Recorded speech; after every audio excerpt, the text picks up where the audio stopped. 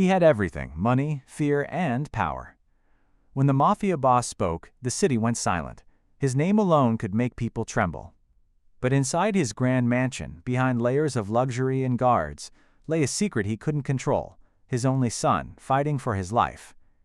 For months, the richest hospitals, the most expensive doctors, even international specialists had come and gone. None could explain the boy's illness. His body was dying, but his heart, his father's pride, was fading even faster. The boss could buy everything, except hope. Down the same marble halls where men whispered orders of death, a woman silently swept the floors, his cleaning lady. Her hands were rough from labor, but her daughter's hands were made for something greater. A young black woman, brilliant, unrecognized, and quietly extraordinary. When the boss's son slipped into a coma, fate brought her to his door. Nobody wanted her there. They mocked her education, her skin, her background.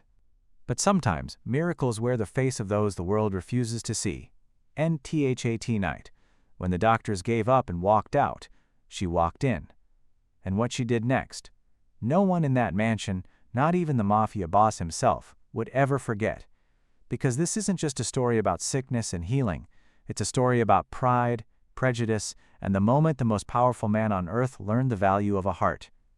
Would you like me to make the setup section? In the heart of the city stood a mansion that never slept. Gold chandeliers glowed through the night, men in black suits moved like shadows, and power hung heavy in the air. Inside lived Don Marcello, the man everyone feared, the mafia boss whose word could build or break empires. And behind the walls of his fortress, fear had taken a new form. His only son, Luca, lay pale and still. Once full of laughter, now he was a silent body surrounded by machines. For months, no one had heard him speak, no one had seen him smile.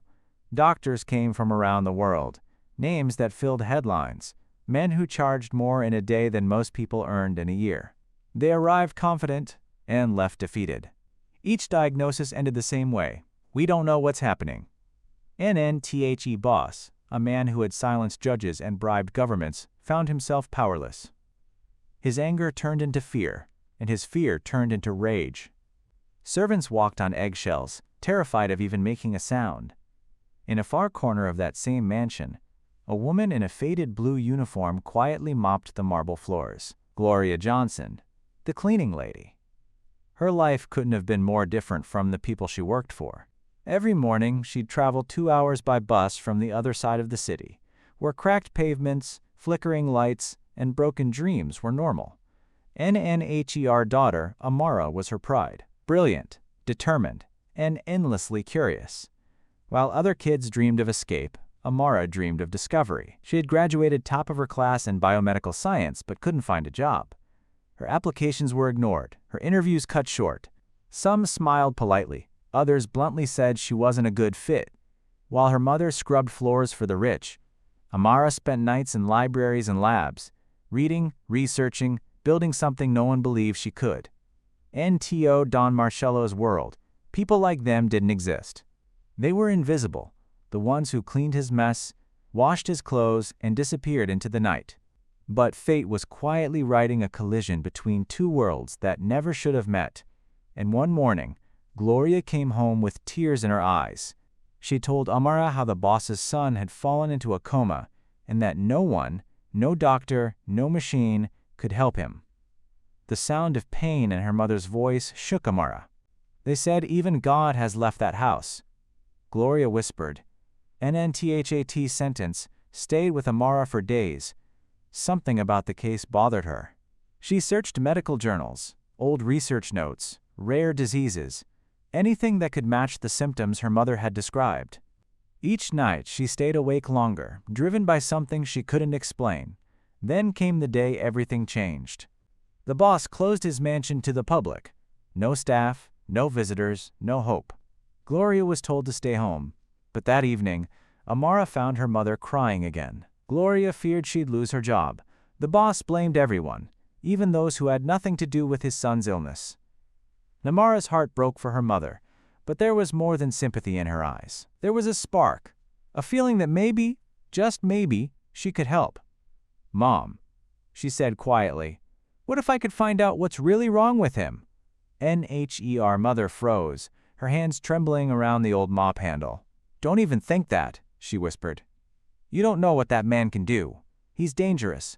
Promise me you won't go near that house. And Amara didn't answer. She just stared out the window, her mind racing with possibilities. Somewhere deep inside, she already knew this was her chance. Not for fame, not for money, but to prove that brilliance had no color and kindness had no price. And as the sun went down over the sleeping city, two very different worlds, one built on fear, the other on faith, began to move toward each other, because destiny, no matter how silent it seems, always finds its voice. The night was cold and silent when Amara made her decision. Her mother was asleep, worn out from tears and fear. But Amara couldn't rest. Something deep inside whispered that this was more than just an illness. It was a puzzle no one else could see. She printed her research papers, packed her notes, and walked out into the dark. NNTHE mansion gates loomed ahead, guarded by two men in black coats. They looked her up and down, their expressions turning from confusion to mockery. Deliveries come from the back, one of them sneered. I'm not delivering anything, Amara said firmly. I think I can help the boss's son. NNTHE guard laughed. A short, cruel laugh. You? Help him? You people can't even help yourselves. His voice dripped with arrogance. Before she could reply, another guard approached, curious about the commotion. He radioed inside, and moments later, a tall woman in a lab coat appeared, one of the doctors still working the case. Her eyes narrowed the moment she saw Amara's face. Who let her in? She asked sharply. Amara tried to explain. She talked about her research, her theories, the rare condition she suspected the boy had. But every word was met with disbelief. You're not a doctor, the woman said coldly. And you certainly don't belong here. Go home before you embarrass yourself. NTHE humiliation burned. But Amara didn't move. If I'm wrong, she said quietly, you'll lose nothing. But if I'm right, you'll save his life. NNTHE doctor hesitated for a second, then shook her head. Security. As the guard stepped forward, a deep, commanding voice echoed from behind them. What's going on here?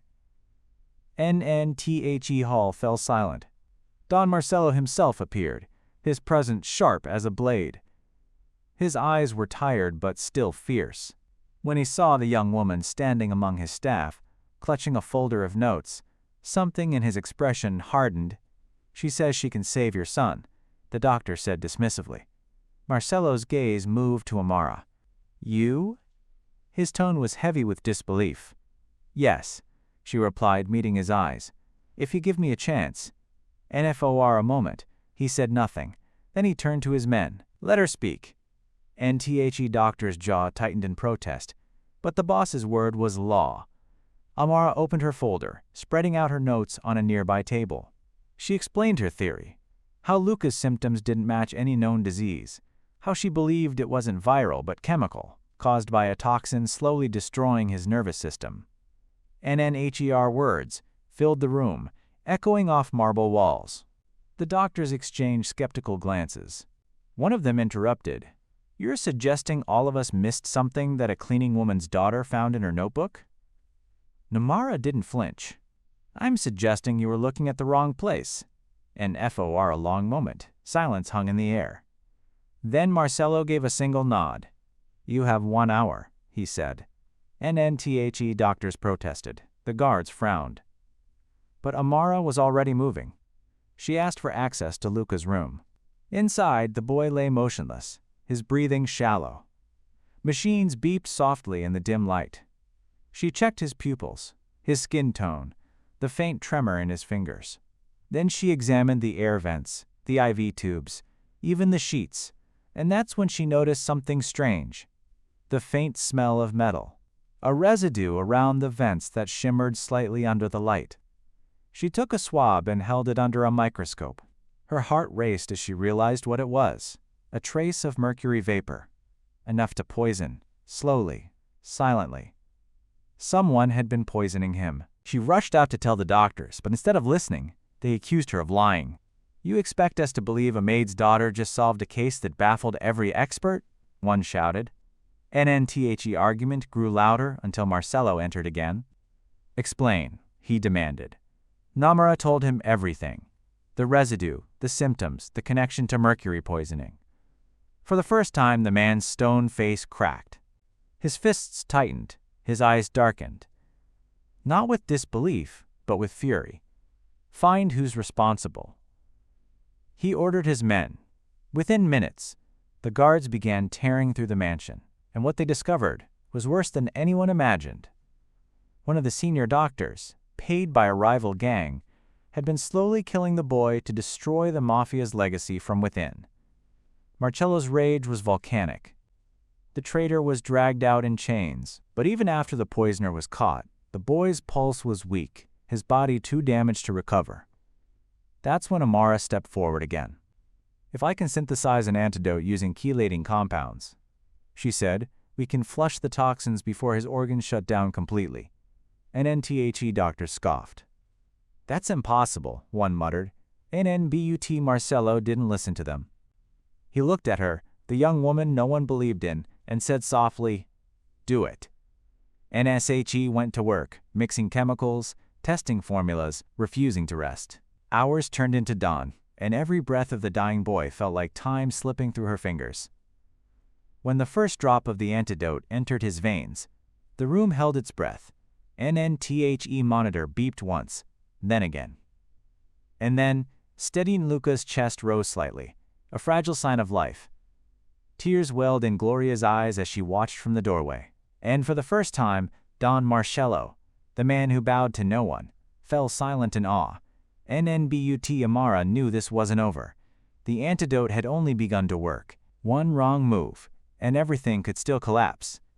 And somewhere in that house, not everyone was happy to see her succeed. And Ares. The mansion was silent, too silent. Machines beeped softly beside Luca's bed, their rhythm fading again. The antidote had worked for a moment. Then his heart rate dropped. His breathing turned shallow. Namara's hands shook as she checked the monitors. "No, no, no," she whispered. The formula wasn't strong enough. She needed to increase the dosage, but one mistake could stop his heart entirely. The doctors circled her like vultures. "I told you," one of them snapped. "You should have left this to professionals."